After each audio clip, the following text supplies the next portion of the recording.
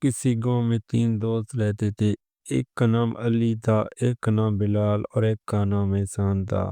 وہ تینوں دوست اپنی زندگی کو لے کر بہت پریشان تھے، کیونکہ انہیں اس گاؤں میں کوئی بھی ایسا کام نہیں مل رہا تھا جس سے وہ کر کے اپنی زندگی کی ضروریات کو پورا کر سکیں۔ ایک دن انہوں نے تینوں نے مل کر سوچا کہ کیوں نہ وہ شہر جائیں اور شہر جا کر انہیں کوئی ایسا شاید کام مل جائے جس سے وہ کر کے اپنی زندگی کی تمام بنیادی ضروریات کو پورا کر سکیں۔ لیکن ان کے شہر کے سفر میں انہیں ایک طویل اور خشک ریگستان کا سامنا کرنا پڑتا تھا۔ لیکن ان تینوں دوستوں نے پختہ فیصلہ کر لیا کہ وہ کسی بھی قیمت جا کر رہیں گے۔ جب وہ تینوں مسافر ریگستان سے گزر رہے تھے تو انہوں نے ایک پراسرار اور ایک بہت بڑی غار دیکھی۔ اس غار سے اندر سے عجیب روشنی آ رہی تھی، جس نے ان کی دلچسپی کو بڑھا دیا کہ وہ پاس جا کر دیکھیں کہ آخر یہ روشنی کس چیز کی ہے۔ لیکن وہ سوچ رہے تھے کہ کیا انہیں اندر جانا چاہیے یا نہیں۔ آخرکار علی نے ہمت سب کو دی اور کہا کہ ہمیں اندر جا کر دیکھنا چاہیے کہ یہ روشنی کس چیز کی ہے۔ جب وہ اندر گئے تو وہاں ایک بوڑھا آدمی بیٹھا ہوا تھا، جس کی آنکھوں سے عجیب و غریب سی چمک نکل رہی تھی۔ اس کے سامنے ایک بہت بڑی سونے کی ڈلی رکھی ہوئی تھی۔ بوڑھے نے کہا ان تینوں مسافروں سے کہ میں ایک جادوگر ہوں، میں تم تینوں کی ایک ایک خواہش پوری کر لوں گا، لیکن خبردار اگر تم نے بے وقوفی کی تو اس کی بھاری قیمت چکانی پڑے گی۔ علی نے سب سے پہلے اپنی خواہش کا اظہار کیا۔ اس نے کہا کہ میں چاہتا ہوں کہ میری فصلیں ہمیشہ بھرپور ہوں اور میرے گاؤں کے لوگ خوشحال رہیں۔ بوڑھے نے اسے خوشی سے دیکھا اور اس کی خواہش پوری کر دی۔ علی نے دیکھا کہ اس کی فصلیں پھل پھول گئی ہیں اور وہ اپنے گاؤں میں ایک کامیاب کسان بن گیا ہے۔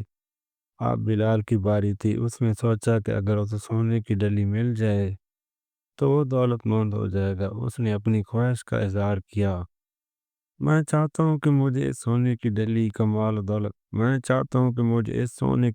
سے مال و دولت مل جائے۔ بوڑھے نے اس کی خواہش پوری کی اور بلال کے پاس سونے کا ڈھیر لا گیا۔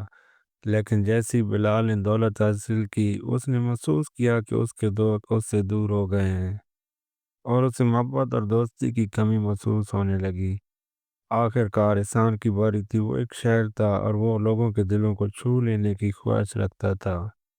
کوئی بھی اس کی شاعری کو پسند نہیں کرتا تھا، اس لیے اس نے سوچا کہ کیوں نہ وہ یہ مانگ لے کہ اس کی شاعری سب کے دلوں کو چھو لے۔ اس نے اس لیے جادوگر سے کہا کہ میں چاہتا ہوں کہ میری شاعری ہر دل کو چھو لے اور لوگ مجھے ہمیشہ یاد رکھیں۔ بوڑھے نے اس کی خواہش پوری کر دی اور احسان کی شاعری شہر بھر مشہور ہو گئی۔ اب جب سب کچھ انہیں مل چکا تھا، اس لیے انہوں نے شہر جانے کے فیصلے کو ترک کر دیا اور واپس گاؤں چلے گئے۔ چند دنوں بعد تینوں دوست ایک بار پھر ملے۔ علی خوشحال تھا، لیکن بلال دولت کے باوجود تنہائی کا سامنا کر رہا تھا۔ جبکہ احسان کی شہرت نے اسے مشہور تو کر دیا تھا، مگر اندر سے وہ خالی محسوس کر رہا تھا۔ انہوں نے سوچا کہ انہیں اپنی زندگی کا تجزیہ کرنا چاہیے۔ ایک رات جب وہ ایک درخت کے نیچے بیٹھے ہوئے تھے، اچانک ایک طوفان آ گیا۔ ہوا کی شدت سے درخت ٹوٹنے لگے اور انہوں نے محسوس کیا کہ اگر انہوں نے یہاں سے بھاگنے کی کوشش کی تو انہیں خطرہ ہو سکتا ہے۔ علی نے کہا کہ ہمیں مل کر کام کرنا ہوگا۔ احسان نے کہا میں اپنی شاعری کے ذریعے لوگوں کو اکٹھا کر سکتا ہوں۔ بلال نے اپنی دولت کا استعمال کرتے ہوئے قریبی گاؤں سے لوگوں کو بلا لیا۔